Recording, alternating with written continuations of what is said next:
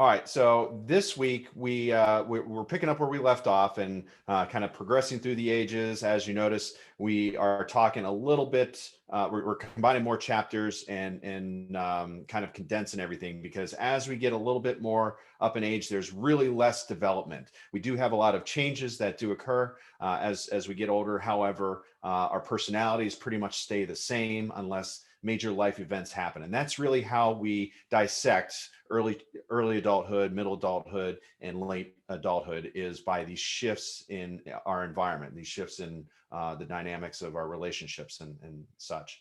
So I'm going to go ahead and share my slide with you. Just a good little presentation to keep things moving along. If I can find it, bear with me. Where did you go? All right, there we go. Okay, so hopefully, can you see my slide? Yes. Yeah. Hopefully. All right, good, thank you. Yes, yep.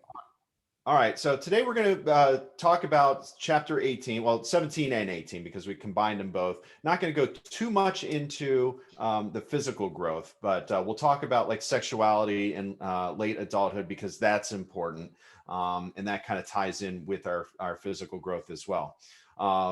So late adulthood, got some cool little comics here for you to absorb, you know, like the one I remember when shake, rattle, and roll meant more than just getting out of bed, because that's kind of what we think when we're getting a little bit older. You know, things start to creak and move in ways that, you know, I'm an avid skier, and I'm finding that it takes me longer and longer to recover from a long day of skiing or maybe even an injury. So as we get older, you know, of course, your chapter 17 talks about physical growth and you know the regenerative properties of our bones and our tissues is a little bit more laborious at those ages. So, but we're going to start off talking about Erikson. Okay, Erik Erikson's 8 stages of psychosocial development, if you recall. So, first of all, we'll kind of define the age of late adulthood according to the book.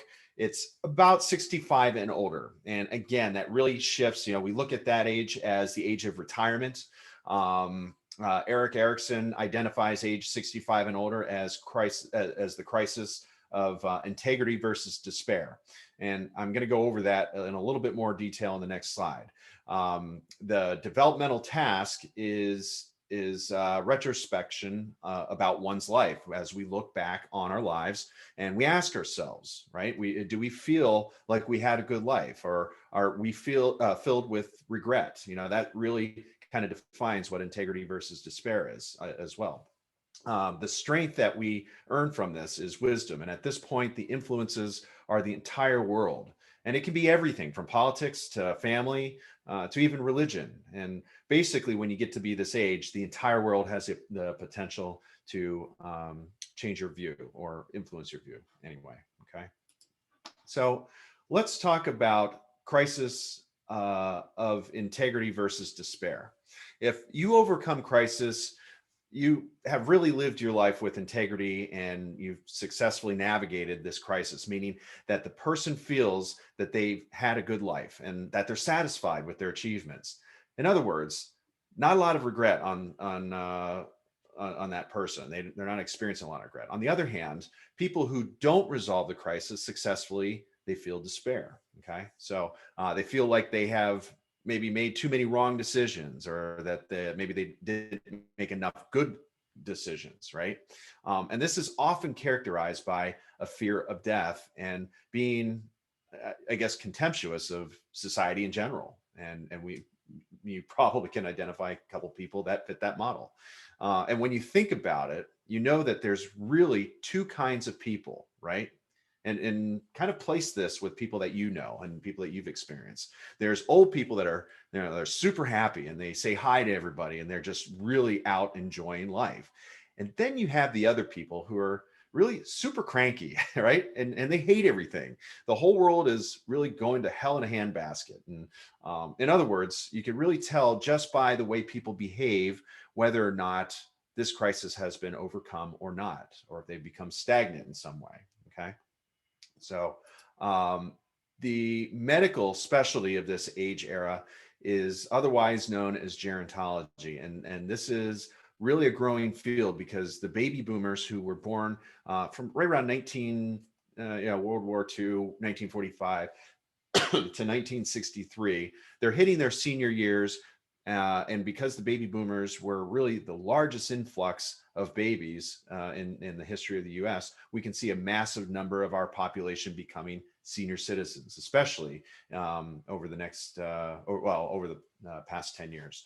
Um, and what do you think? I mean, we're probably going to see a sharp increase in baby boomers with COVID, right? If you think about how many people have been pinned together for almost a year now, that might have an influence on our population. I haven't seen any statistics yet. I do know that there has been a sharp increase in pregnancies and conceptions over COVID, but we might see a very similar trade in the next 65 years. Okay.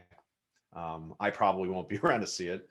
But anyway, some of the issues that people over the age of 65 they deal with is really a decline in their dexterity. There's a decline in the speed of response, uh, and there's even a decline in their agility, their hearing, and vision. So our bodies are basically giving out.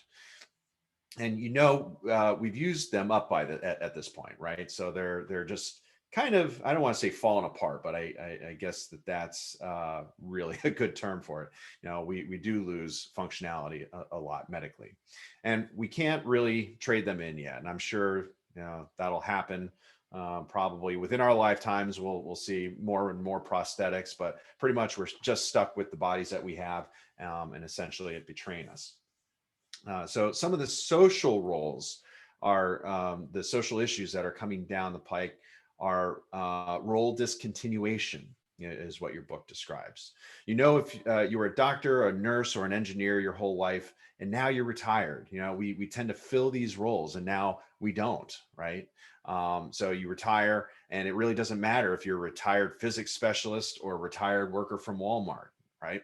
You're all at that same level for a lot of people. And as people who have had very, very important jobs and earned a lot of respect in their field, oftentimes feel that they don't matter anymore, right? Because nobody is really there essentially to make them feel important. And that could be an issue with mental health.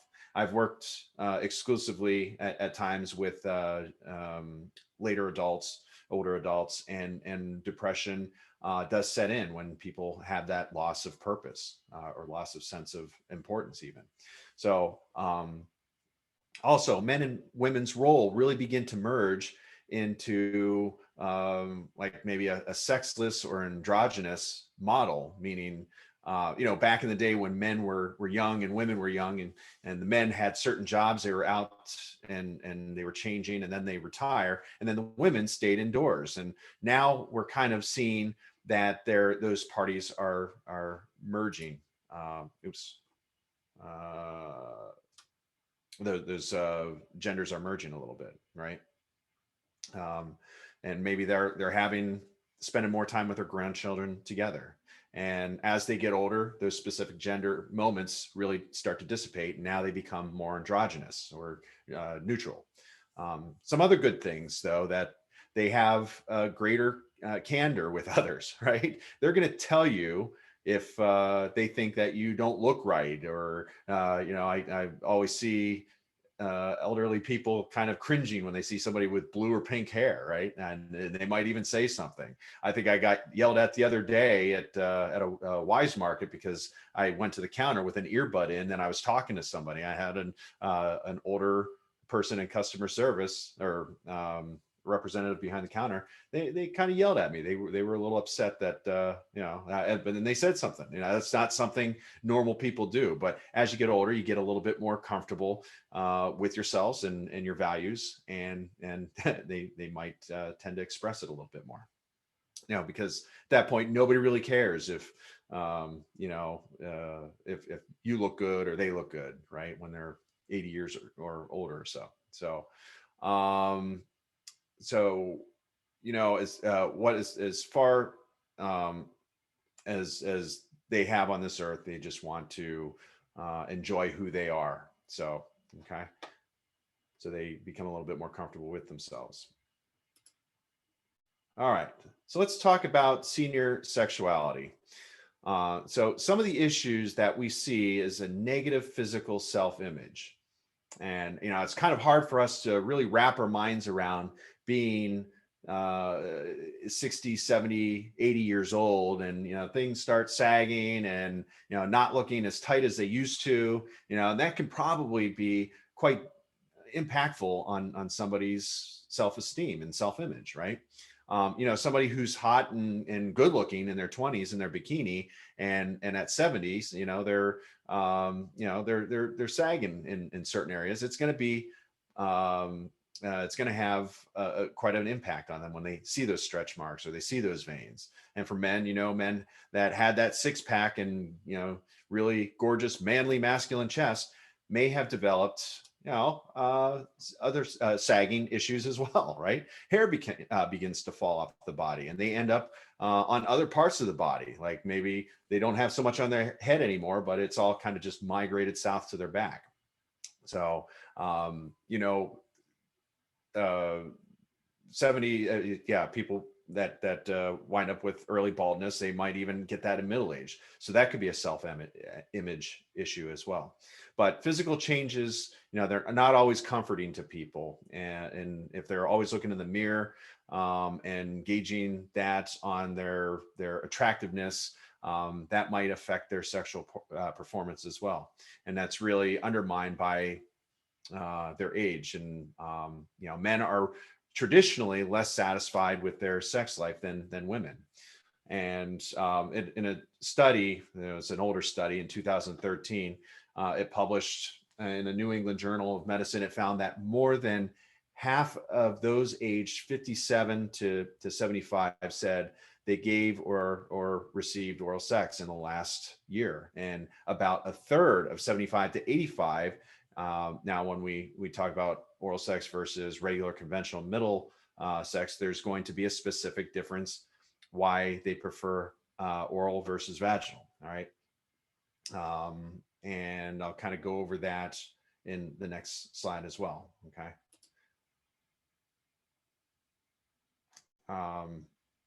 So another issue is that women tend to live longer than men. Women tend to outlive men on average of 7 years. So if someone is born in 1940, if they're male, they're going to die on average 7 years before women who was born in 1940 as well. Okay. So additionally, women tend to marry men who are 4 years older than them. Therefore, on average, women are widows by about 11 years at this point, for 11 years. In the last few years, the numbers are skewing a little lower, meaning that women are only living about 5 years longer than men. And some of that in lifestyle is based on lifestyle choices. We're not as active as we tend to or tended to be. We tend to eat more processed foods, and we're narrowing the gap. But 9 years versus 11 years is still significant in terms of living alone for almost a decade after the husband dies. Only half the women over the age of 65 live with a partner. Okay. And by that time, a senior citizen is age 75 to 85. And only 30%, 37% of the women have spouses compared to 71% of those men. Okay. So a man who lives a really long time, his wife is probably going to be there next to him, whereas women may be a widow for 10 to 15 years beyond that. Okay. All right. So let's talk about senior sexuality. And again, I know this is kind of an uncomfortable, weird topic, but this really plays a big part in like nursing homes. If you work in nursing homes, you have to be aware of these things, because believe it or not, STDs within nursing homes are are skyrocketing. Okay, they when they get into these nursing homes, again, they're more comfortable with their bodies. They've kind of overcome the some loss in certain areas, and they're just really there to be themselves. So the social approval and those kind of things kind of go by the wayside. But older women have less likely to have sex because of differential opportunity in structure. And what that means is society is not thrilled with grandma having a boyfriend. Okay. And then the other issue is because all these men are dying off and there's less men for them to date. And also, we know that if a man has some money on his own in his bank account, he's much more likely to date a woman who is probably 20 to 25 years younger than he is. And that's just kind of the harsh reality. But most men do not become widowers unless they live to the age of 85. And those are the guys who are living with the assisted living facilities. And they're really, again, if you think about the logistics of it, they're kind of considered the studs of their wing. So male sexuality is really um, uh, kind of increased in nursing facilities. Okay, but we're seeing the advent. We're seeing the draw to more medicines, drugs like Viagra. They've eliminated issues like ED for most men, right? So even we're overcoming medical complications. And although implants are often used on medication won't really work, just because of the mechanics of how the penis works with men. So we can see, if they have money and their insurance covers it, we could see increase in functionality in those ways, right? But as far as women go, it could be, if arousal is not achieved, that could also present complications for females, right? It could be painful intercourse. All right. So beyond sexuality, there are other physical needs in late adulthood. Thousands of studies done on all types of monkeys have shown that they spend about 4 hours a day grooming with one another. And when you watch those documentaries on nature, you see monkeys really pulling bugs off of each other, and then chewing on them, and then grooming each other, so to speak. In humans, we also use a term grooming, and it refers to different ways of touching and hugging, and going back to sex. When people have been playful and sitting in their boyfriend or girlfriend's lap, and playing with their hair, those kind of things. We love and absolutely enjoy when somebody gives us that foot rub, or all about foot rub or back rub or whatever that might be. We are all about the genetically predisposed to want physical interaction as a way of receiving comfort and expressing affection. And the big problem, of course, is that older people are touched less and they don't have as much of an opportunity to touch others. So, when they're with their grandchildren and they're snuggle monsters, they want to snuggle because they know that natural desire to be physically close to somebody, right? And maybe some of you can recall like an older aunt or grandmother, pinching the cheeks and squeezing you, giving you those big bear hugs, right? That's because they're longing to be physically close to somebody. Okay, and again, that's genetic, and it's manifested in ways that are socially acceptable. All right, sometimes. But in other words, grandma's going to snuggle with your grandchildren, watch TV, and eat popcorn. That's just kind of what they do, right? All right, what time are we? Got a bit of time here. All right. So next thing we're going to talk about are changes in marriage in late adulthood. We have to kind of go backwards a little bit, and then we have to understand that a couple goes through 4 specific stages after they have children. The first is child rearing. Okay, we see that's when they have ideas of having children, that's when they begin to have children. And then childless before retirement means they raise their kids. Their kids are out of the house and they have this empty nest, right? The empty nest it happens when the children aren't there, and now they have to get to have their fun and go to work and come home and take care of themselves. They don't have to worry about anyone else. And then they retire, and eventually one member of that relationship will pass away, and they engage in or widowerhood, partners in long-term marriage, at least 20 to 29 years um, after that. So they show less illness, and uh, widows and divorcees, really, they report more incidences of illness and disability if they're not together. So if you want to live a really long life and be very happy and healthy, find yourself a partner and stay with them 25 to 30 years. I know, right? Easier said than done.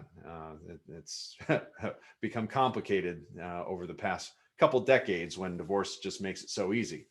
But they did find that one partner in the long-term relationship has chronic long-term illness, and it changes the dynamic of the original relationship. So let's say that you're a woman and you're married to a man who has always been, very macho, and he takes care of his family, and he's the guy who can't go out and build a fence in the afternoon. He was the guy who took care of business, and now he he has a stroke or some sort of heart disease, and now he's frail and barely able to look after himself. Well, the wife who saw her husband as that big masculine macho breadwinning man is now looking at her husband becoming frail, almost like a little boy that she has to look after. And of course, that's going to change the way people see one another. So that's important to kind of be mindful of if you're counseling or working with this population, just their outlook on the relationship. Okay. All right. So let's see what slide we're on here. Another major area that we look at is how seniors deal with adult children. And there's a lot of issues of conflict. Yes, we get along better with our parents, but there's still a lot of conflict that they tend to boil down to 6 major issues. Okay. And we'll go through these. The first is communication and the style of interaction.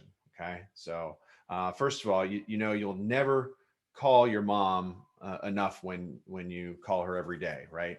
Once every week, once a month, it's really never enough. And then there's the other thing that a lot of people who are in their 20s and 30s today prefer to text message. Well, the average 75 to 80-year-old is not really going to be excited about the texting versus calling, right? Yeah, I remember trying to call my mom just a couple months ago on Zoom, and she was just frustrated because she doesn't get that technology. So older people, they want to call their kids a little bit more as opposed to using asynchronous communication like texting, right? We don't have to necessarily be on the phone at the same time with text, and that might be some problem, especially with technological age gap with elderly. Okay. Number 2 on our list here is lifestyle choices and habits, things like how to raise your children, right? You might get a lot of feedback, negative feedback from parents who are elderly, which we're going to talk a little bit more in detail with number 3. But lifestyle choices can be, the kind of house you want to buy, the kind of car you want to drive. My father, when I bought my first car, he was, it was a sports car, and he was pretty upset that it didn't, had all the bells, buttons, and whistles, and he didn't think it was safe enough, So we kind of had a little bit of a heated discussion on that. But I was, at the time, I think it was about 18 or 19 years old, and I'd just gotten in the Air Force, and Yeah, it was a great car to me, but he didn't think it was safe enough. He didn't think it was spacious enough, and didn't understand where I was going to put my golf clubs, even though I didn't play golf. Um, but I wasn't looking for really a sensible car, right?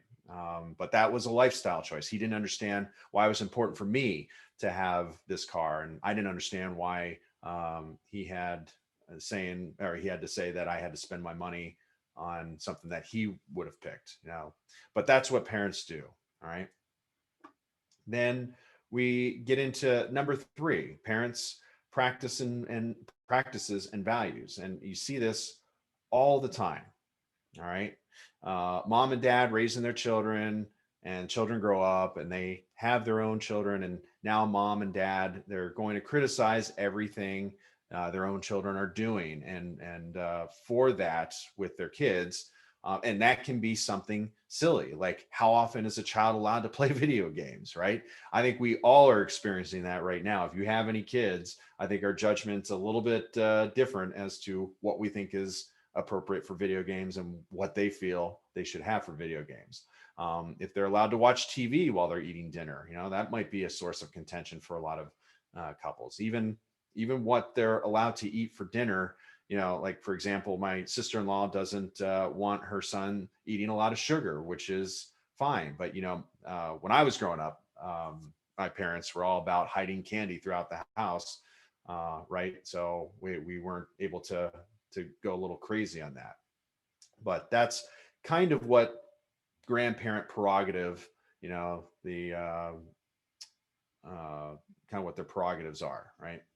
So number four on our list here is religion, ideology, and politics. Now, we had talked earlier in the semester about how most people will oftentimes they'll turn away from their religion that they grew up in, right? It's kind of that identity. They're developing their identity and maybe they're trying out new religions and understandings, and eventually they do return to their own religion sometimes. In the vast majority of cases, there are really going to be scenarios where a person who is raised, for example, Christian, may decide that they want to change religion and become Buddhist, or something like that. And for the family, this like, especially if that one that's hardcore, maybe like Republican or something, that might be a little bit hard for them to really wrap their minds around, right? So this might be a conflict because your parents are heavily invested in you living a life that is very similar to theirs, and so on and so forth. And our number five is work habits. You either work too much or you work too little. There's never really the right answer as to how much their children work, right? And then last but not least, and this is really, I think, every homemaker's nightmare, is the standards of household maintenance, right? No matter how much you do in your own house before your mother and father come over, your mother's going to run her finger along something and point out the dust, right? They have much more different perspective on what the household should look like than you do. All right. I get criticized all the time. My mom comes in the house and wonders why I have a certain plant hanging in a certain area, right? Or why I'm not watering one the proper. She loves gardening and planting things. So I'm always getting those daggers whenever she comes to visit. But that could affect the parent and child relationship at that age. Okay. All right. How much time do we got here? Got a little bit of time. All right. And then there we have wives and daughters. Okay. Women prefer really to have support of their children, whereas men prefer to have the support of their wives. And again, this is strictly speaking what we know. I know that we have same-sex couples now, and we're still trying to figure out how those gender roles really play out. But statistically, I'm just speaking from a research standpoint. that men prefer the support of their wives as opposed to women preferring the support of their children. Okay, um, and it'll be interesting to see what research produces with these new gender roles as we start to uncover them. But they the uh, daughters and daughters-in-law, they tend to be the primary caretaker for the elderly patients. But new generation of sons born after, according to this, after 1964, Generation X, they're after the millennials, they're stepping forward more to help. And the reason for this is because prior to 1970s, most moms were stay-at-home moms, but the economy really changed, and feminism came, in which gave women the right, and they had the opportunity to control when and how they had babies, right? And they entered their job force. So most of us who, or not most of us, but those who might be born in Generation X, grew up with a mom who worked, and as much as those sons saw their mom working and contributing just as much as their dads did, they saw more of that equal relationship. And that's even more so. And that just identifies even further that we have just seen this shift in family dynamics. So we get the children that see their parents, their caregivers, see their moms, dads, or dads and dads, whatever they call them. We see that interaction, and we see who's contributing, and we kind of take that with us. That's kind of how we we experience growth in that realm. Okay. Um, all right. The next area I want to cover is widowhood, because that's important. How we deal with widowhood. A majority of life changes, right?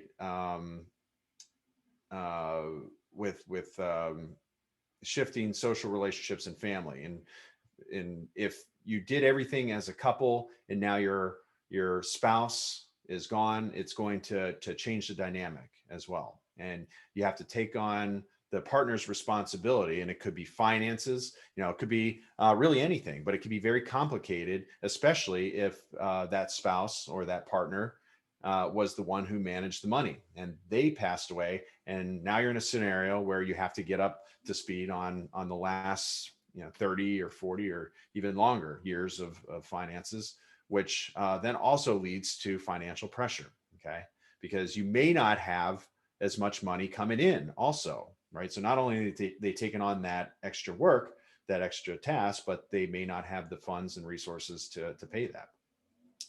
So when the partner passes away, a lot of elderly people oftentimes have to turn over their finances to their children to have them help, because it's just too confusing, and depressing. And that's a significant issue when you're married for 25 plus years, and you stay married for 50 years.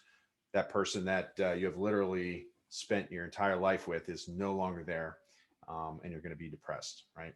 And it's just um, thinking of knowing you're sitting on the couch, you're watching TV and seeing something funny on TV, and then you know um, making sarcastic remarks. They're just not there anymore, right?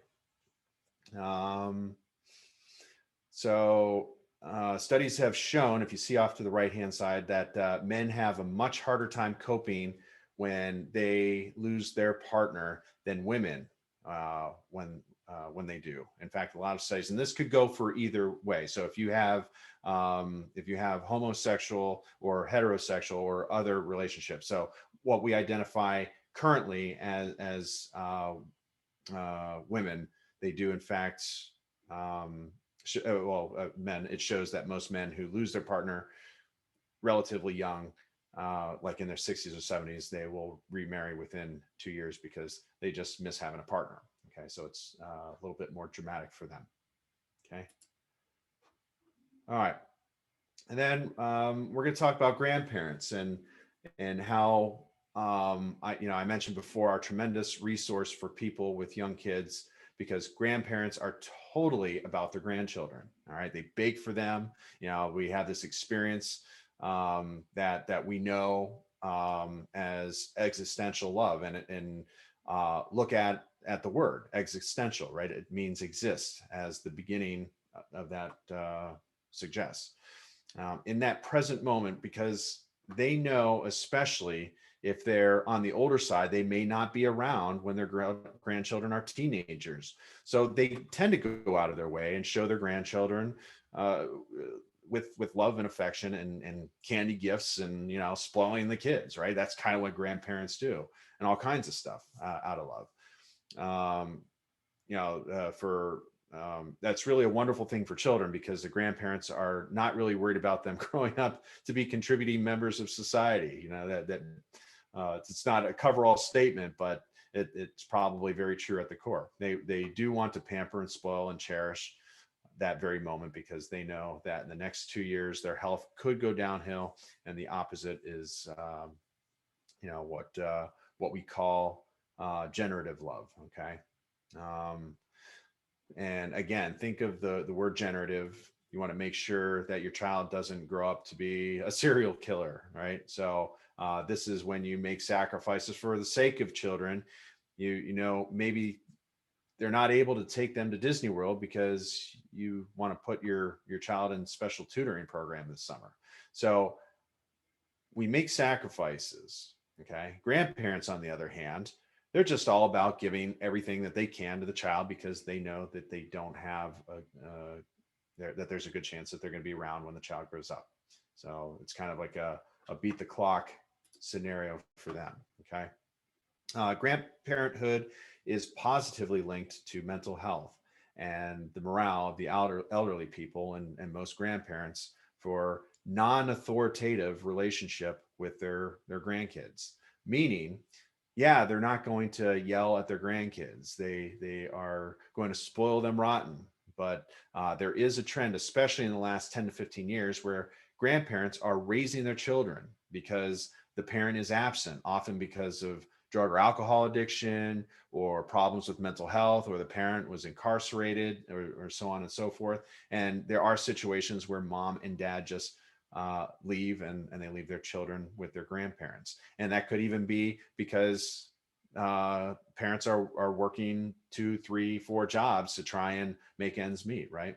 So you'll see here in this chart that over the first 10 years, give or take, of the 2000s, the numbers were going up pretty quickly.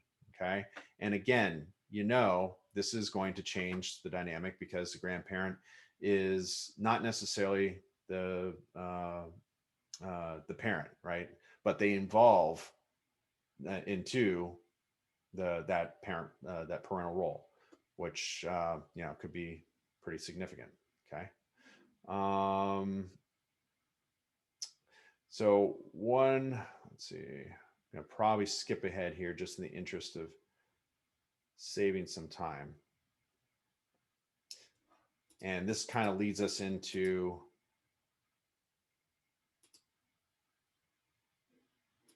oops. Okay.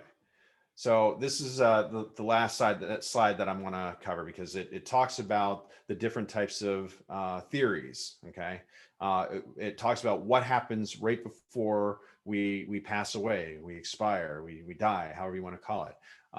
But people who are fairly healthy have what is called activity theory. And this is when humans flourish through interaction with other people and physical activity. They're still maintaining their social interactions, and they're fairly happy. So you see a lot of old people going to bingo. They go to dances, and if they live in a senior community, they'll probably play cards on Tuesday night, on Wednesday night, and then they go watch a movie and do things in the community. So they have many activities, right? It's almost mind blowing just how much they try and keep busy. And then on the other side, the flip side of this coin is known as disengagement theory. And this is when mature adults are likely to gradually disengage themselves from fellow human beings in preparation for death. And it's believed that disengagement is really a temporary transition from active elder to more spiritually oriented person who is um, dying. And this is generally, it generally happens about 6 months before someone passes away. And we're really going to talk a lot about that in the next lecture next week, which is the end of life, death and dying. But what I want you to think about, because most of us have had a pet at some point in our life, and especially with dogs, you'll notice that when they're sick and they're going to pass away, they tend to hide and stay away from society. And that's the same with older people. They tend to withdraw from society. They become much more isolated, and they don't want to see anybody, or they only want to see a few people. So, if an older person is still very engaged and active, that generally implies that they're very healthy. Whereas a person who just doesn't want to deal with anything, they don't want to see anyone, they really don't want to take part in anything, and that means that they may be spiritually and physically preparing themselves for their own death. And it kind of stinks because the last section of this class is talking about death and dying. Um, and we don't do that necessarily to make anybody sad about it, but it's a very natural process to that. And many of you who are taking this course because you're going into a field that you're going to be dealing with gerontology or nursing facilities or even counseling families that have an elderly person. That could be frustrating. That may be necessarily frustrating for the person involved, but it might be frustrating for the family. They may not understand that this process has to happen. This is a natural thing to occur. I just lost my grandmother this year, and we kind of noticed that trend where she was active, and she was 101 years old, by the way, which is really impressive. But she also went through that. I watched her go through these phases, and it was one of those things where it was more frustrating for the family to see her withdraw. But that was her choice. That was something that she wanted to do, and kind of leave this world on her own terms. So it's important to not only understand this about the individual that's getting up there in the late adulthood and maybe preparing themselves for end of life, but it's important to also help family understand what that process is. Okay. Um, that's it. That's all I have for my lecture.